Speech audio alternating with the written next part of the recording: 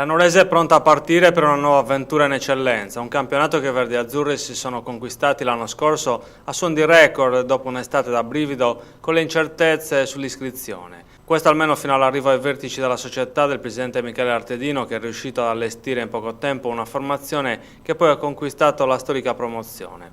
Ma ora si riparte da zero o quasi, cambia il livello del campionato con avversari nuovi e agguerriti. Ma non per questo cambia l'obiettivo dei verdiazzurri, primeggiare e riuscire già da quest'anno a conquistare la Serie D. Un traguardo possibile e che può essere ottenuto dalla formazione guidata dal tecnico Bernardo Mereu, che dispone di un organico considerato dagli addetti ai lavori all'altezza delle ambizioni della società.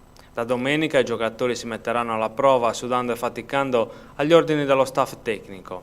L'obiettivo è quello di farsi trovare pronti sicuramente in Coppa Italia nelle sfide con il Taloro Gavoi, ma soprattutto in campionato, il cui inizio è in programma il 15 settembre. La Coppa va bene per rodare la squadra, ma potrebbe essere a lungo andare un intralcio nel proseguo della stagione. Quello che è certo però è che la Nuorese non lascerà a priori nessuno degli obiettivi, perché vincere aiuta a vincere, la fame di vittorie è il miglior carburante per un gruppo che ha l'ambizione di riportare la Nuorese in quarta serie.